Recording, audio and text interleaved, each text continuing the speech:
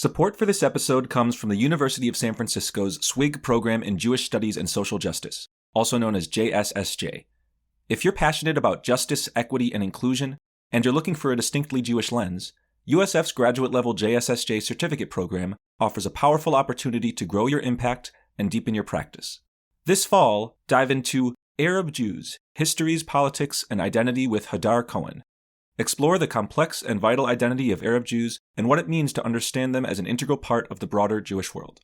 Applications are open now through August 15th. Learn more and apply at usfca.edu/JEDI. This is Judaism Unbound, episode 494, Tisha B'av, 2025. Welcome back, everyone. I'm Dan Libenson. And I'm Lex Rofeberg. And today we are exploring a holiday that I actually think that a fair bit of our listeners have never heard of. There's a holiday that's coming up tomorrow as we release this episode, which is called Tisha B'av, or the 9th of Av, the 9th day of the Hebrew month of Av.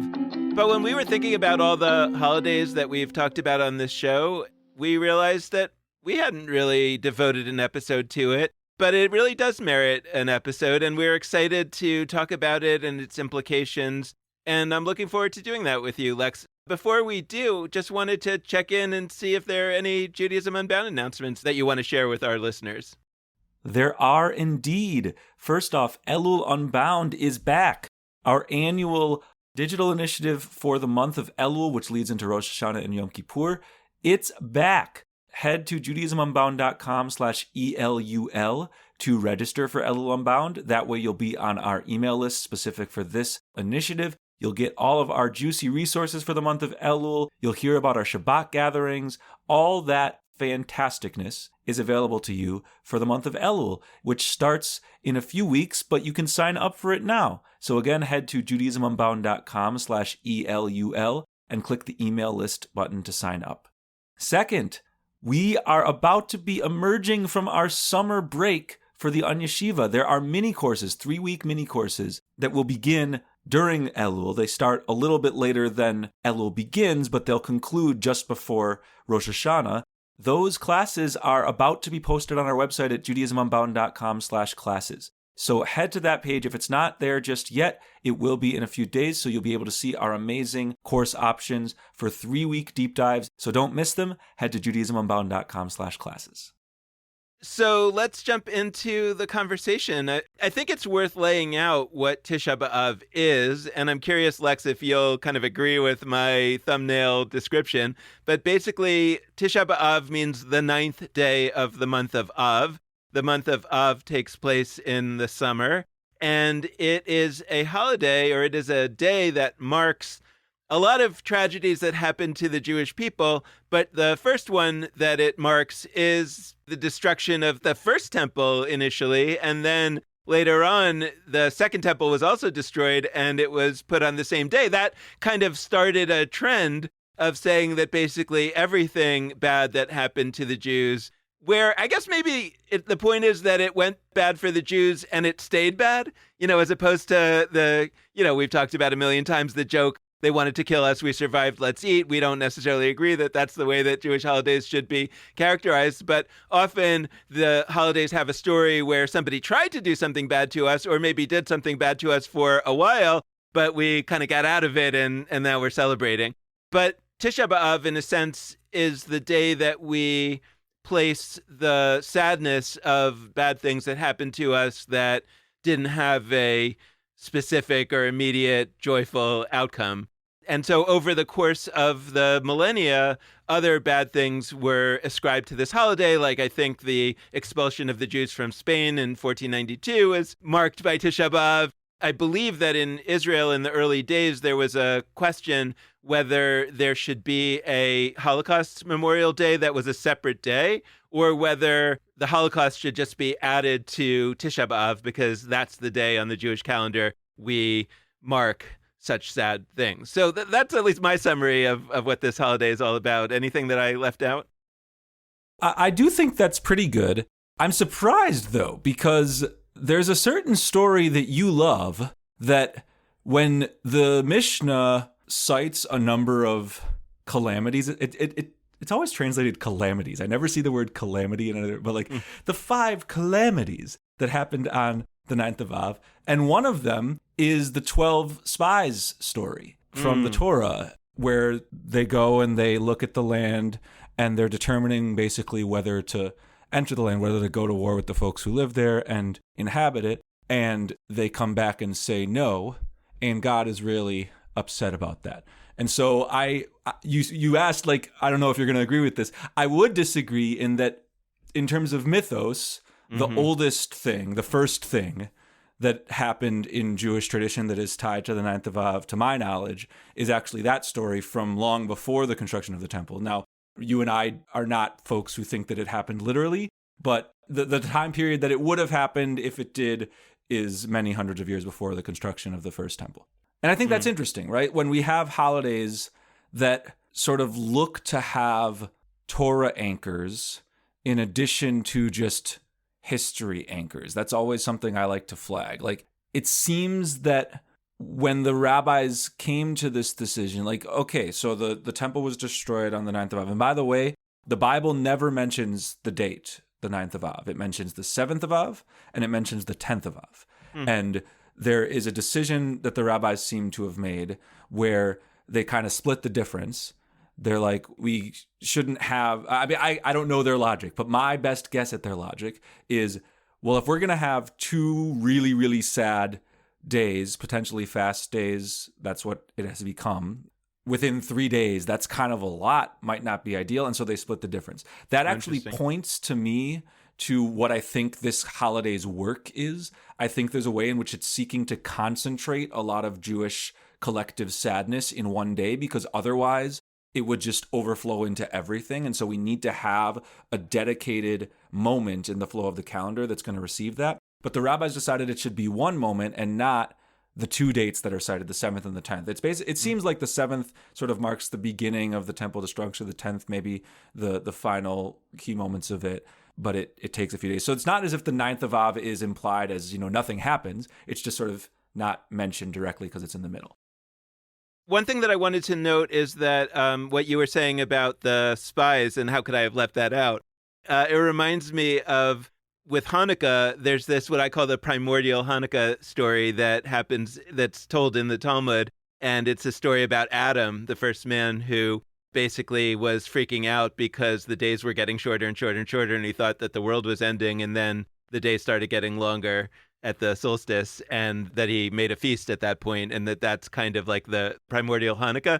And of course, again, like, that's not true in the sense that it's a historical story. And so we don't really think of Hanukkah as marking Adam's celebration when he realized that the world wasn't ending. And yet it feels like there may be some value to building on that. So anyway, it's interesting to think about how, were those efforts by the rabbis successful or not successful to try to take this date, which was established based on a historical incident closer to their time, and then they lumped in other things from much earlier in sort of a mythos, like you say, and did that work or not is an interesting question. Yeah, I mean, I think it did work for what it's worth. I mean, I think it had the effect of conveying to this day a kind of trans-historical mood. Mm-hmm. And I think that's the goal. I think the goal is, dear Jews, 9th of Av is Sadness Day, collective Sadness Day. Here's our proof texts. Y'all know about this temple that was recently destroyed, and we seem to have understood that it takes place on the 9th of Av. Even more so, there's this other thing and this other thing, and then, like, in later eras, people notice certain terrible things that happen to Jews. There's a key moment in the Spanish Inquisition that happened on the 9th of Av. Now, the Spanish Inquisition involved many different terrible things in many different days. I think it's kind of a selective process where we take the terrible things that happen on the 9th of Av and we're like, yes, this proves it. But somebody else could say, well, there's lots of other days that have terrible things. Why would the 9th of Av be special? And I actually think there's not really a response to that other than what I'm saying, which is, I believe it is useful to privilege one day as a centerpiece of sadness for the sake of being able to function without overwhelming sadness all the rest of the time. Like, if we actually dedicated time to remembering all of the tragedies that have happened, not only to Jewish history, but human history, but even Jewish history alone. Like, you go to like on this day in Jewish history, and there's usually some terrible pogrom or something. We need this kind of holiday to allow us to hold that and not ignore it, and also so that we can like function as human beings the rest of the year. I, as a personal practice, I only do a few of the fasts during the year. And this, people can do whatever they want. This is not you have to do it Lex's way. But like, I fast on Yom Kippur, which actually traditionally is not really tied to mourning. It's not about grieving anything. It serves a different function of sort of personal introspection. And for me, I actually find that the practice of fasting does achieve a set of goals. I don't think it's just like random depriving my body. I think that it works for me. Not everybody needs to fast, but I fast on Yom Kippur. I fast on the 9th of Av, which to me holds this sadness. And I do 1 to 2 of the other fast days. There's a number of them. I generally do the one a few weeks before, a few that happened recently, the 17th of Tammuz, which for me ties largely to the moment of shattering the tablets, Moses shattering the tablets when receiving them. But again, like that's one of the examples of one of these fast days that was originally established around something relating to the destruction of the Second Temple, and then they put on other calamities on there too. Exactly. Yeah, there's not any evidence historically that this happened to 17th of Tammuz. I do mark that one because it allows me to enter into this sort of on-ramp period into the 9th of Av that is traditionally the 3 weeks. But that's a minor fast. And when I say minor and major fast, those are like terms of art that people don't always define. That means that it's a fast from sunup to sundown. It's a smaller fast. The 9th of Av and Yom Kippur are 2 fast days that traditionally are an entire, roughly sundown to sundown, a little more, but basically sundown to sundown, 24 hours, 25-hour fast day. And so I don't do a number of the other fast days because I really do think that having so many moments in the year, because now we also have non-fast days that are about grief. We have days remembering the Holocaust. We have general ways as a Jewish community that we hold certain anniversaries and otherwise locally that might mark various kinds of traumas and horrors. I don't want to be spending such a high percentage of my Jewish time doing that. Not because I think there's nothing to grieve, but because I think there is a real disproportionate focus on our collective disasters. And as a whole, we have done a much worse job leaning into our happinesses. I think it's interesting that the 9th of Av historically actually grew pretty out of favor. Like a generation ago, maybe especially a couple generations ago, outside of Orthodoxy, American Jews really weren't connecting to the 9th of Av very much. But then some things happened that changed that.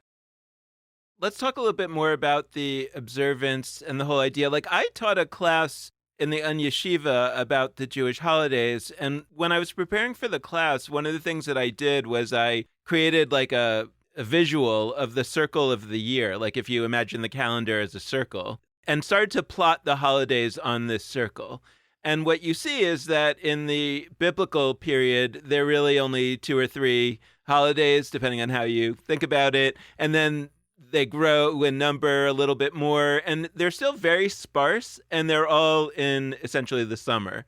And then as you kind of go through Jewish history, you start to see that calendar. Summer broadly defined. I mean, from like what is now spring through fall. Broadly defined. The summer in the Near East, which is, essentially not the winter, right? There's 2 seasons. And as Jewish history goes by, that circle of the calendar gets more and more full. There start to be holidays in the winter. Then when you kind of flash forward to the more modern period, especially with all of Israel's holidays, you start to see it become almost overwhelming. And part of what I'm exploring when I teach that class is like, maybe we have too many holidays. I mean, at a certain point, it's just too much and people won't do them. There's a phrase in the Talmud, kol hamosif gorea, like the more you add, you subtract, basically. Like there's a certain point at which it's too much, like less is more.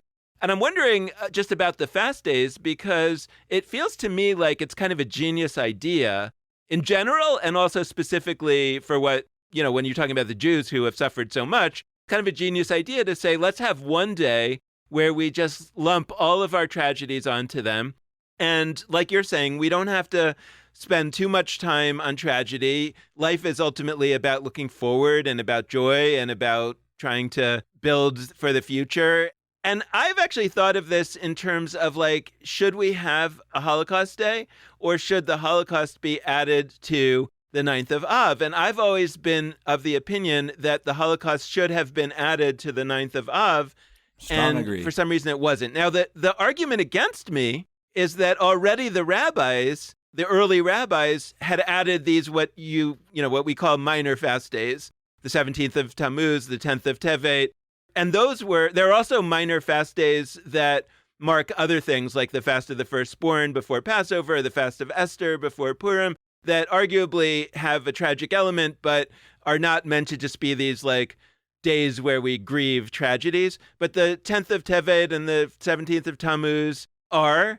And I almost wonder if the rabbis already messed it up, by adding too many of these days of mourning. So I'm curious about that in particular, since you say that you observe one of them. Well, yeah, I look, on the question of the Holocaust Day, what it shows is both a positive teaching and, for me, a negative teaching through a result that I don't like, through a choice I don't like. But like, people were unbelievably aware as they chose the day for Yom HaShoah, for the Holocaust Remembrance Day, that where they situated it in the calendar year would tell a story. Whether they tied it to other Jewish holidays would tell a story. Holidays tell stories. Like, I think that's a basic statement that we take for granted and we don't always like explicitly utter.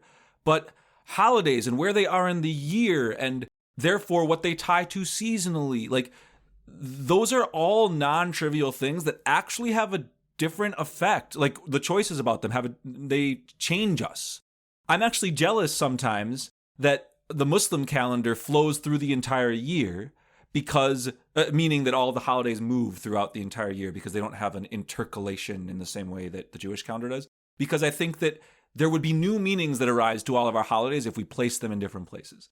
But there's not only their seasonal valences, where they sit with respect to seasons, where they sit with respect to other holidays, all matters. And so Yom HaShoah ended up being that the story that was told was that the Holocaust led to the state of Israel. That's the story that was chosen. Yom HaShoah comes, and then shortly afterwards, there's Yom HaZikaron, which is another grief day. But it's a specific grief day for memorializing Israeli soldiers. And then there is Yom HaAtzmaut, the Israeli Independence Day. That all of these sort of came to exist around the same time, and there is sort of one flowing narrative that undergirds all of them. Having, a grief day for the Holocaust, then another grief day for Israeli soldiers, then in addition to that, the 9th of Av, like, it's so much. And even Holocaust Remembrance Day secularly is another different day throughout the year that's not this one. It's kind of a mess. And I think what's interesting is if you look closely, the rabbis were aware of some of the things we're talking about. They were not as aware about having too many holidays, but it's always interesting to look at the section of the Talmud that mentions the 9th of Av, because we actually get a lot of ideas about joy from the texts about fasting and mourning and the 9th of Av. The famous song that people sing on the holiday of Purim, often seen as this really joyful moment, problematically, but still very joyful moment, the text says, Misha nichnas Adar marim b'simcha. Like, the person who enters Adar increases in happiness. Adar is the month what Purim is in. Oh, yes. Thank you. The 12th month in the biblical calendar, now it's sort of midway through the Jewish calendar, but it's early in our Gregorian year, usually February, March-ish. What people don't realize is that's a reactive statement. The statement, one who enters Adar increases in happiness, is reacting it's from the Talmud. It's not from the Mishnah, but it is annoyed at the Mishnah. The Gemara on Ta'anit, the Gemara, the Talmud section on fasting and grieving, and what it says is, there's this thing in the Mishnah that says one who enters the month of Av decreases in happiness. Sad time. And there's no balance. There's only a sad month in the Mishnah. It does not give you, here's a happy month. It knew about the holiday of Purim, but the notion that the whole month was kind of increased in happiness, that's actually not there in the Mishnah. The Talmud says that's bad. We actually need to not err fully on the side of grief and mourning and sadness.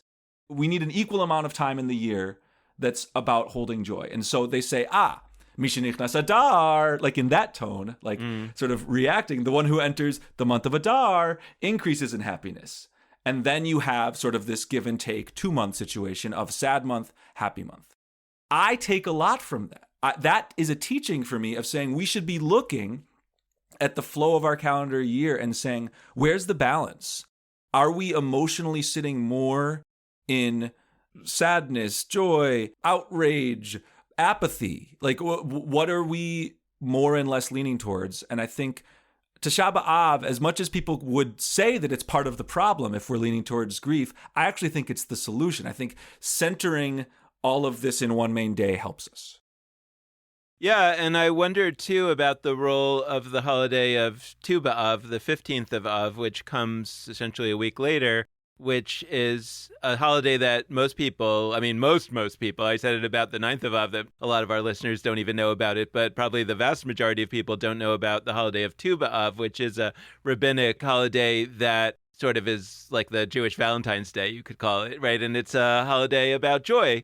And it comes a week after the holiday about grief. And when you stop observing the holiday about joy that comes a week after the holiday about grief, you've done something, right? You've given yourself grief without an outlet. And, you know, it's worth noting that when you think about the way that a calendar works or the way that holidays works, right? Like, I don't blame powers that be in Israel for having put Holocaust Day a week before Memorial Day, which is the day before Independence Day. Like, they were trying to tell a story that supported the way that they saw the world. And the rabbis did it that way, and everybody can do it that way. You know, a lot of times people are like, oh, the reason why the holidays are the days they are is because that's when it happened, or that's, you know, what happened in history. And you know, sometimes, but usually it's that they were put there for some reason. So one of the reasons that I think a lot of people feel like Tisha B'av, the 9th of Av, is not enough is that it takes place in the middle of the summer. And for most students, most kids, right, that means that it's taking place not during the school year. As opposed to, for example, and I don't know how conscious Israel was of this, I imagine probably they were, that putting Holocaust Day, Memorial Day, Independence Day in May, that is the school year. And so that's an opportunity for kids to be much more, whatever you want to say, like part of it, or also, you know, giving them the story that you want them to have. Whereas a holiday Which is that pretty takes cynical, by the way. Like, that's basically saying that we don't think that people actually, without schools or institutions helping them to do so, will effectively impart holidays. You're right that that's why, but it's like, I would prefer to just say, let's do a better job outside of schools doing these holidays. Yeah, but I think it reflects the world in which we live, and maybe the Jewish world in which we live, where I think a lot of the powers that be are not confident in the ability of families to impart these things. And so, you know, we've talked on this show in the past about Shavuot often not being during the school year in the U.S., and therefore a lot of people not really having much experience of it, and that's part of why it's experienced as a pretty minor holiday by most people. And now Tisha B'Av is interesting because it is outside of the school year, and so for a long time it was kind of not focused on, but actually it is during the camp season, and that has given it a new set of experiences for American Jews who go to camp. Right, which is a lot of a certain kind of American Jews that are, you know, more involved in kind of mainstream Jewish life, but it is not the case for a lot of American Jews who don't go to Jewish camp. There, I think, is probably a stark divide among American Jews in terms of what you know about Tisha B'Av based on whether or not you're kind of a camp-going family.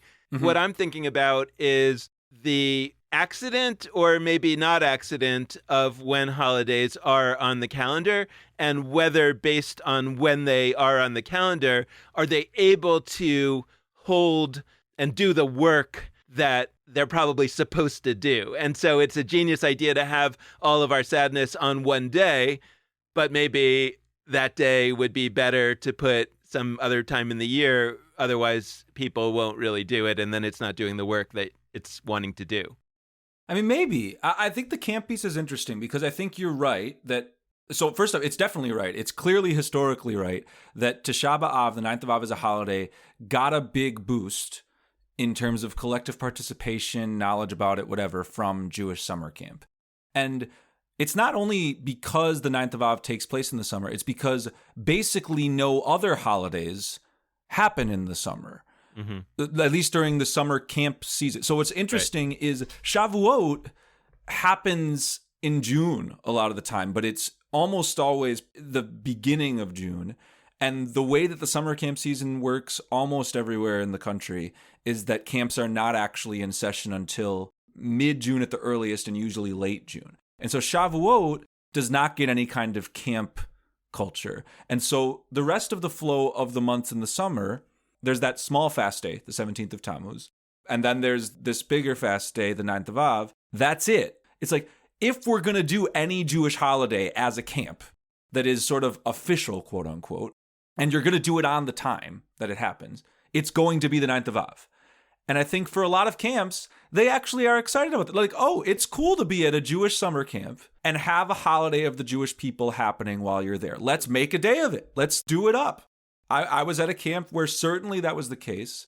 And there was something beautiful. It felt like we were kind of creating our own new ways of doing a holiday, which is an inspiring thing to do. I've said in the past, I think camps should do all of the holidays from the year.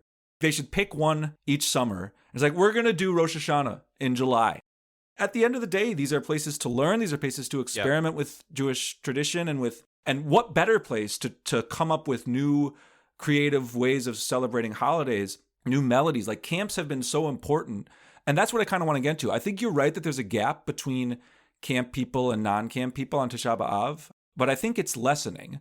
And the reason I think it's lessening is that a lot of people who were camp people are now doing Jewish stuff as adults, rabbis, spiritual leaders, whatever, Jewish educators in Jewish communities, and they grew up with the 9th of Av. I mean, I'd put myself in this category. Like, I think a lot of us, our parents did not have a relationship to the 9th of Av at all. We do. That's not a value judgment. It's just like there was much less of an emphasis on it by the Jewish collective for a while. Now there's more. And so you now have organizations. I've been part of multiple synagogues that had no 9th of Av programming. And I was sort of a member of them when they decided we're going to have 9th of Av programming now. I'm not going to say that's happened everywhere, but like in the Reform movement especially, and we should say like why, there was a sense that we don't want to focus on the temple. We don't want to sort of hope for the temple's return. And it's not that the 9th of Av is exactly hoping for the temple's return, but you're kind of expressing deep outrage and sadness over its destruction, which feels like you'd kind of wish it was still there. And so the Reform movement ditched it consciously. And I admire the ways the Reform movement was really conscientious about which things do we need, which things don't we. I wouldn't have made the decision they did in that Because case. You wouldn't have made it because? I actually think it's not about the temple. I think it's about sadness. I think it's about having a day of sadness generally. And the temple is one piece of it. I would... Like, maybe it'd be an interesting exercise to be like, we're going to have a 9th of Av day, and the taboo words you can't say, we talked about this in the Israel unit, if we couldn't say certain words, like you can't say temple, and you can't say destruction. But you have to have a 9th of Av day. I actually think that you could have a fundamentally sound, anciently grounded 9th of Av day without mentioning the temple. I don't think you could have one without mentioning sadness or grief or mourning or on a collective level. No, I totally agree with you. And let's just linger on the camp question for a minute, because I never experienced this myself, but I have heard that at camps, one way that some camps observe Tisha B'av is that the day before Tisha B'av, or maybe the week before, they have the campers create something that they really think is great or that they really love. Like, it could be a building, it could be an artwork or whatever. And then on the evening, after the campers go to bed at night on the 8th of Av, the counselors destroy that thing. And then the kids we had it within, it wasn't as traumatic as that. We built something the morning of, like, we did a sandcastle or something. I remember it vividly. We had like 20 minutes to build some sand, whatever, and then they came and stomped on it. But this was all on the 9th of Av. It wasn't like we spent a week on it. Which is like, I mean, I don't know. Putting aside the question of whether that's good pedagogy or not, let's assume for the sake of argument that it is. Spoiler alert, it's not, but I'm fine assuming for well, you to keep let's say going. that they like absorb some kind of lesson from that. But if that's like the only holiday that you observe in this intense way in camp, and camp is a great place to observe, like to experience Jewish things in a mass way, because often kids at camp don't come from large Jewish communities, or even if they do, they don't necessarily go to synagogue all the time, and they don't really have these experiences of these like large Jewish communal observances. And if the only one that you have from year to year is this really sad one and this really kind of cruel experience almost, then I feel like that has the potential to give you a vision of what Judaism is unintentionally that is not so great. And so on the one hand, it's like cool that camps have this actual holiday that takes place during camp. And of course, you want to observe that holiday because it happens to be there. But then I think the onus is on you as camp, if you're going to do that, to say, how do we balance this out?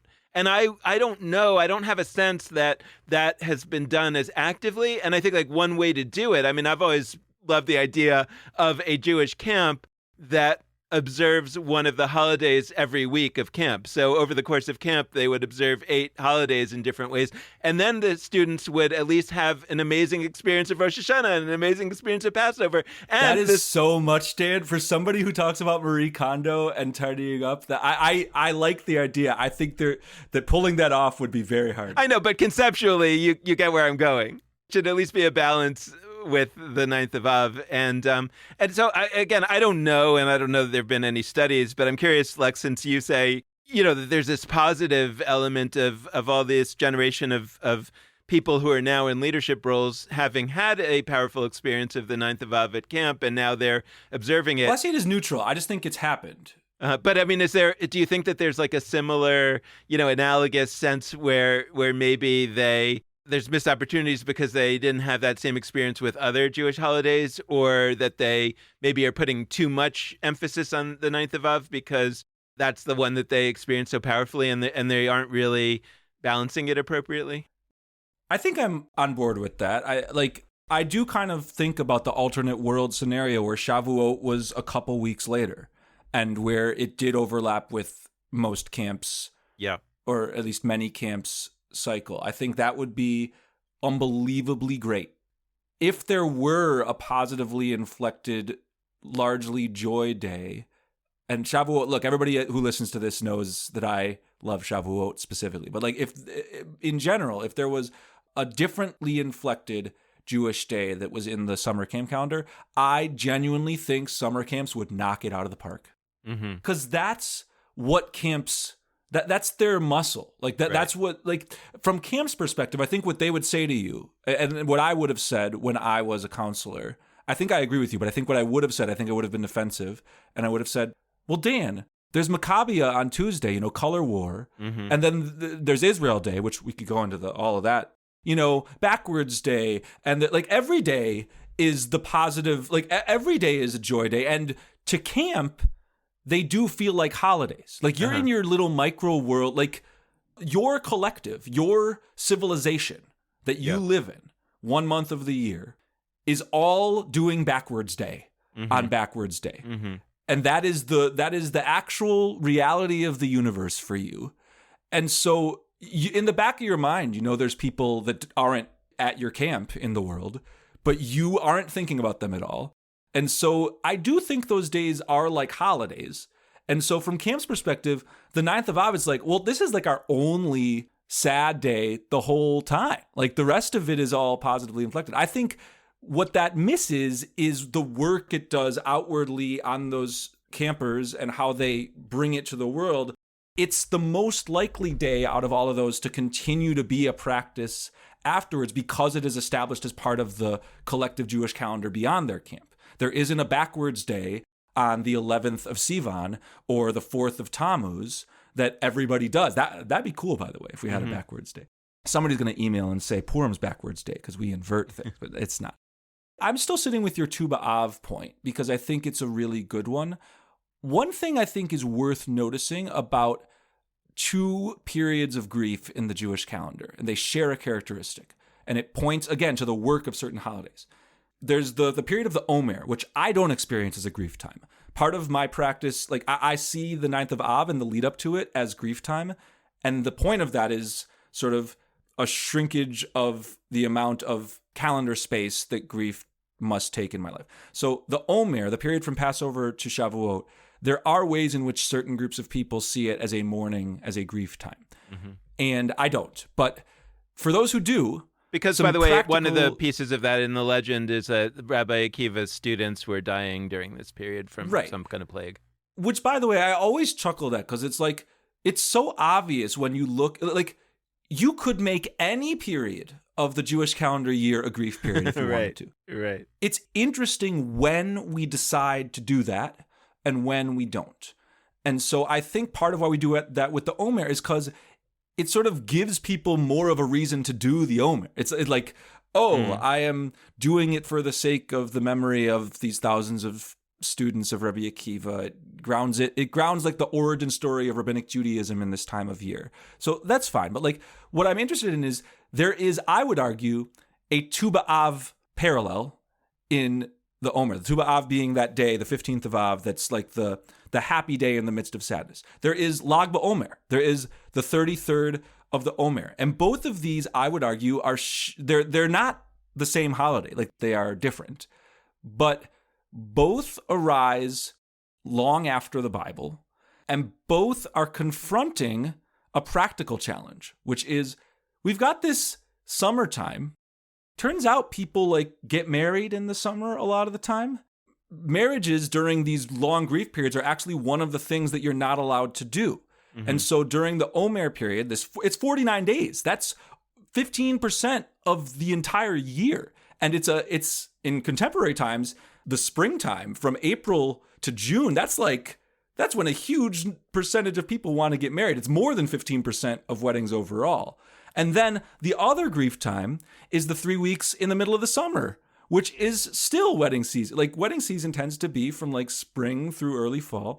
And so you have the practical challenge of a whole bunch of Jews want to get married, but a lot of the time periods you could are we've ruled it illegal because it's mourning times and we don't have happy celebrations during mourning times. So what do? We put Lag BaOmer, the 33rd day of the Omer, in there that creates a joy day in the midst of sadness. And we put the 15th of Av, Tu B'Av, in the midst of this month of sadness. And those become like, especially Tu B'Av, like big wedding days.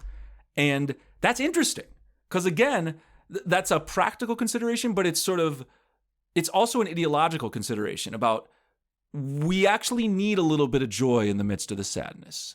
In the same way that at a wedding, there's a little bit of sadness breaking the glass in the midst of the joy. Like, there's this yin-yang thing where on the white side of the yin-yang, there's the little black dot. And on the black side, there's the white dot. Like, you need a little bit of the alternate mood to be present.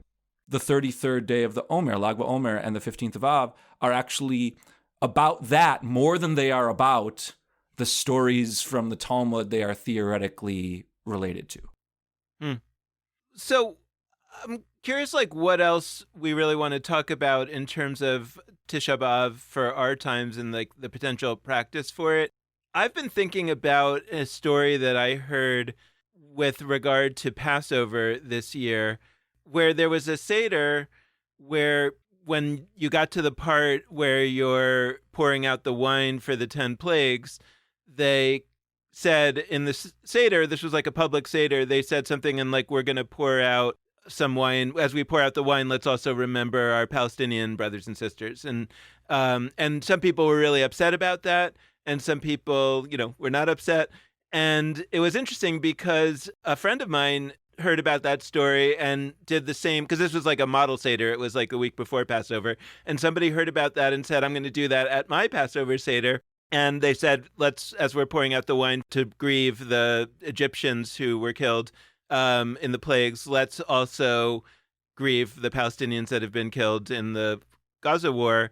And somebody said, and also the hostages. Let's also grieve for the hostages or the Israelis who were killed in the Gaza war. And the person to their kind of ritual design credit, said, no, we should grieve for the hostages, but not now. This is the point in the Seder where we grieve for the people that we saw as our oppressors or as our, antagonists. And we have other times when we can grieve for Jews. And the connection that I'm making to Tisha B'av here is I can imagine people saying, we should add to Tisha B'av that we're also grieving for non-Jews, that, for example, for the Palestinians, right? Or that it's not just a day of Jewish sadness, it's a day for sadness for all the peoples that have been harmed, right? I would personally urge to say that, actually it makes sense to have rituals that are not complicated in that way, that say we should have a day where we just grieve, but we should only have one day. And that's why I'm concerned about the creep of the holidays, right? The too manyness of the holidays, because I feel like if we're grieving the loss of Jews constantly and not grieving the loss of others, that's a problem. That's a spiritual problem for us. If we only have one day of grieving for ourselves, I actually think that's appropriate to just have a day to mourn your own losses, to grieve your own losses. And so some of these things are not uncomplicated. I think that people could say, oh, what's the big deal? So we have too many holidays or too many days of grief. But I think that there are problems. Part of it is that people don't observe them, or people randomly observe them. And so you lose some of the sort of cohesion that the holidays are supposed to create. But you also are sort of in some ways damaging the spiritual power of these holidays by putting people in a situation where they try to throw more meaning onto every holiday, appropriately, because they're concerned about things they should be concerned about. But in my mind, it's we should just have a different holiday for that, which becomes untenable if you have so many holidays that you can't imagine adding another one. So I think that there are really important spiritual reasons why we should do a little bit of tidying up of the Jewish holidays. And my vote would be that Tisha B'av become the repository that it's always been for all of the grief that we have, and that even the minor fast days, so to speak, I know this is a losing battle, at least for, the more traditional among us. But I think that the rabbis started the problem by mistakenly creating the 10th of Tevet and the 17th of Tammuz, and they should have just stuck with the 9th of Av. There are parts of me that agree with you and parts of me that don't, on the general point of this day being specifically focused on trauma done to Jews. I would add, the 12 spies comes back here, because the 12 spies story in those 5 calamities, that's actually not about people external to Jews harming us. The destruction of the temples is, but the 12 spies story is this happened on the 9th of Av, and it's actually all of the characters in that story are Israelites. It's the people on the side that we're theoretically rooting for in the story who say, yes, let's go into the land, the people who say, let's not, all of them are Israelites. It's an intra-Jewish or intra-Israelite conversation. By the way, as the rabbis also understood the destruction of the Second Temple to be, right, about that's true. Baseless hatred among Jews, right? Yeah, and that does come up on the 9th of Av, absolutely. That's for sure. On a practical level, we've made certain choices with what the 9th of Av looks like liturgically and otherwise that make what you're describing really hard to pull off unless we did a really huge overhaul of the holiday. Now, we're a place that supports huge overhauls of lots of holidays, so I'm not, but as a what we do right now situation, you crack open the book of Lamentations, the book of Eicha, it's talking about Jerusalem. It's talking specifically about dead people and a catastrophically upended society in Jerusalem. I think that the Book of Lamentations is among the most awe-inspiring pieces of Jewish literature we have. I've spent a lot of time shouting to the rooftops about apocryphal books that weren't canonized. I've said plenty of books in the Bible that are not really my thing. Lamentations is unbelievably powerful. It is a book of, as the name describes, lament, of grief, and it uses as its setting the destruction of the first temple. And not only the destruction of the temple, but it shines a light on all of the ways in which the destruction of the temple was more than that. It was the decimation of an entire society of people. And like literal death and destruction. This is part of why I get really frustrated when people say, well, we don't need the ninth of Av because we don't have to, like, we don't care about the return of the temple. Like, the destruction of the temple involved a huge amount of death to actual people. Right. And what you're saying when you say that is not, oh, I just sort of don't think theologically we should bring back animal sacrifices at a centralized place in Jerusalem. Like, I agree with that. I'm a vegetarian.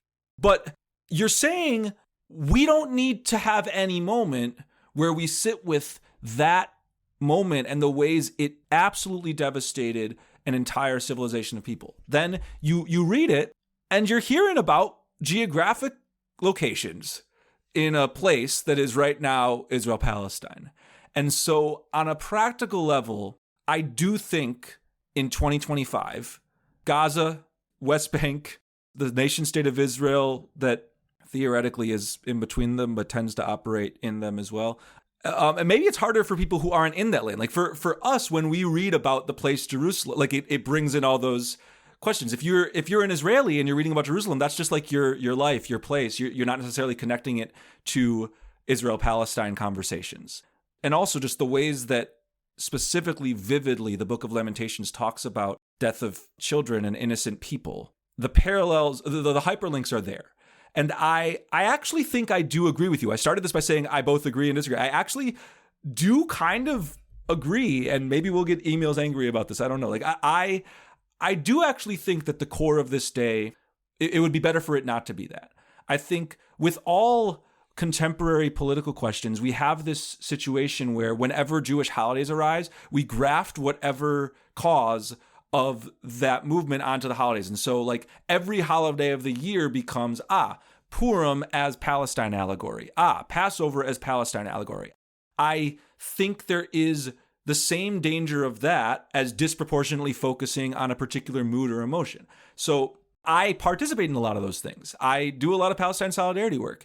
And there is a way in which the 9th of Av, you run up against the issue of like, it is about Jewish specific traumas, like harm done to Jews. And so the mapping becomes tricky, but I think we should have this conversation. Like I think that what Tisha B'av could be and should be is, okay, a lot of us are coming into this holiday, especially our listenership, with relatively progressive inclinations, probably with thoughts about Israel-Palestine that lean towards Israel has done some absolutely unconscionable things, whatever languaging we might use to describe those things. And Palestinians are dying daily and starving daily on a day that we're fasting. That's another parallel. It's like we're not eating and there's people that are forcibly being made to not eat. So I think we should talk about that. And I actually do think that there's a benefit to our cause when it doesn't become the substitute centrality of the holiday, but instead becomes something we talk about in conversation with other elements of the holiday. What I'm saying is that the rabbis, and when I say the rabbis, I mean the early rabbis post-destruction of the Second Temple, they were very focused on what was going on in their time.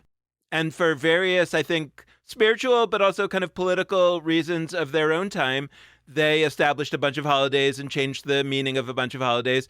And then flash forward to the founding of Israel, they did the same thing. In all those cases, I think it's natural and understandable. And I don't know if it's inappropriate or appropriate. I think it's okay.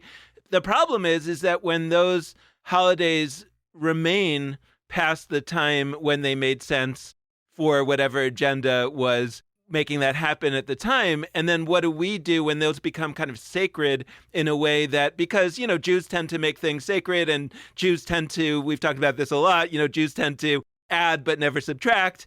And so we end up with this bloated calendar and bloated Judaism, much of which is actually dealing with political realities that are no longer ours. If you look at the ratcheting up since the time of the Bible, it's only a one-way ratchet mostly. I mean, we lost Tisha B'av, mostly the water drawing festival, but most festivals we kind of are adding. So you can imagine in like a few hundred years from now, there's a lot more holidays. At a certain point, it's overwhelming. So the question to me is how to not do that.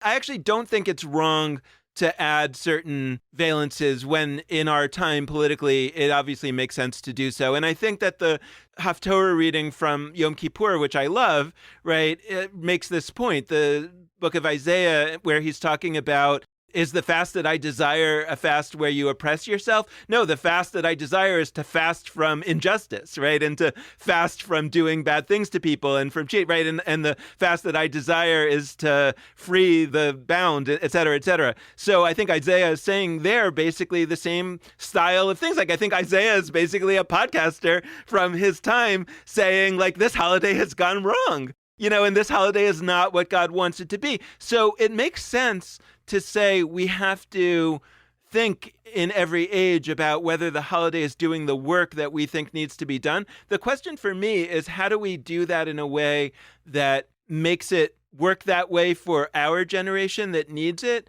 but not necessarily that like builds it into the fabric in a way that makes it very hard for future generations to change. One suggestion that I have is not adding new holidays.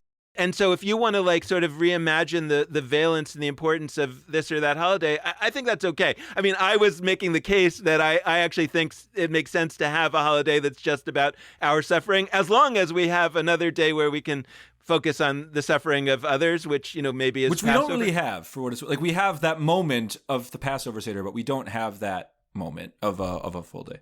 Right. So what I think it would be valuable to do is kind of pull up and say, let's think about the way that the holidays work over the course of the year. Let's think about spiritually what we're trying to do and what we're not trying to do. And so maybe there is room to add a holiday for remembering the harms to others. This is actually an important missing spiritual piece of what it means to be a Jew for all times. And then I would kind of support adding a new holiday.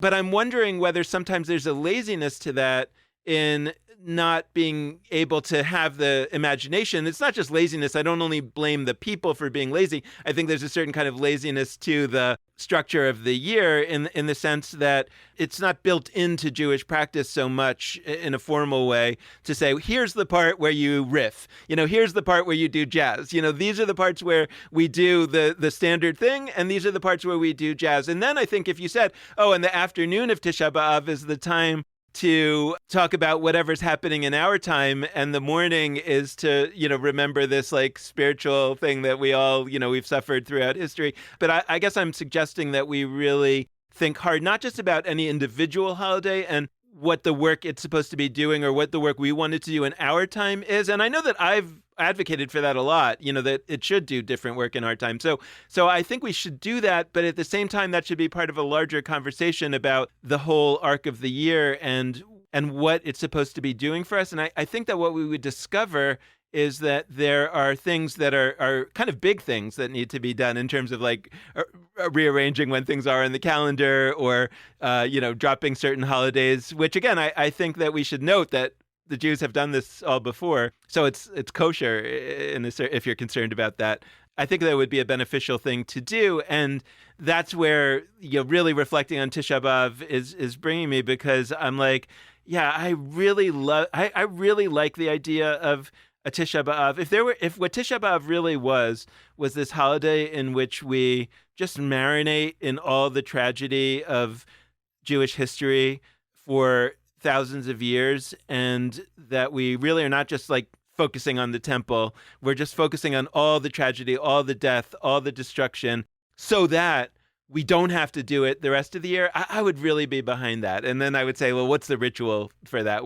Maybe we shouldn't read the Book of Lamentations, because even though the death and destruction is very visceral, it's too anchored in a place. Maybe somehow maybe there's another book, I don't know, a book of the Apocrypha, Lex. So at that point, I'm out on ditching Lamentations. I think it's an incredible book. I've talked in the past about how the whole thing is an acrostic poem. It's an embodied acrostic poem where the last chapter is not an acrostic. So in Hebrew, it's an acrostic. It's not usually translated as an acrostic. And I actually hate that. I think every translation of Lamentations is fully wrong. Mm-hmm. Because it is not getting at the core piece of the book, which is that the first bunch of chapters are acrostics. There are 6 acrostics in total. There's 4 chapters, each of which is an acrostic, but the third is a 3-part acrostic where you have 3 of every letter through the alphabet. You get 6 alphabets of acrostic, A to Z, of terribleness about the destructions that just happened. And then the seventh, it's the fifth chapter, but it's the seventh acrostic, is not an acrostic because it's the Shabbos. That's what we do Jewishly. We have 6 of X and then we have a rest from it. But in this case, it shows how the society, the civilization, experienced this total evisceration. The order of it, the structure of it, of all the letters, gets decimated. And so the last chapter is no longer an alphabetical acrostic because it can't be. It's the structure has been destroyed. Do you think the translators didn't notice that or just didn't think it was important? Translators notice, but they don't translate any of our alphabetical acrostics as alphabetical acrostics because they think the point of all these texts is the precise words of the text. Read any translation of Ashrei, the prayer that's said in the liturgy in a lot of services, but for Shabbat morning is maybe the first one people think of. It goes Aleph to Tav. I'm saying A to Z because to me, that shows my cards. Like A to Z to me is a translation of Aleph to Tav. Tav is not Z. Aleph is closer to A, but it's not A. There's 22 Hebrew letters, but 26 English. So there's all sorts of ways you could say, well, Lex, saying A to Z is not actually a translation of Aleph to Tav. To me, it is. Because the point of what is done when you convey X, Y, or Z, when you convey something with every letter of the alphabet, is to say it is completely, fully the case that the theme of this poem is real. And so Ashrei, it goes Aleph, Bet, Gimel, A, B, C. It goes through the thing. And every line is like, yo, God's really great. God's super great. God's great in this way. Oh, what's a word that starts with F? Fearful, inspiring is God. You can even feel that they're kind of stretching to make the poem work because it's not about the words. It's about the thematic element and going from Aleph to Tav, from A to Z. Lamentations does that. But people are so focused on, yes, every word, every letter, everything is so important that we have to faithfully get that. And somebody could say, well, it's not an either or, Lex. You could both and it, and you could get at the spirit of A to Z and still translate the words. I've seen one effort on that front that I think kind of achieves both for Lamentations, but it clearly is prioritizing the acrostic first, which I support. But anyway, we should, as a closing note, hold what you said about new holidays versus redefining old holidays. When I think about that in terms of the gap you and I just identified, of we don't have a day that's specifically, explicitly about holding the traumas we as Jews have done to others. And so you have this imbalance, the 9th of Av, without the rest, which is why so many of us, me included, don't feel comfortable having the 9th of Av only be about Jewish pain. But what's funny is the last fast that I often do, but I don't always do, for practical reasons, is the fast of the firstborn.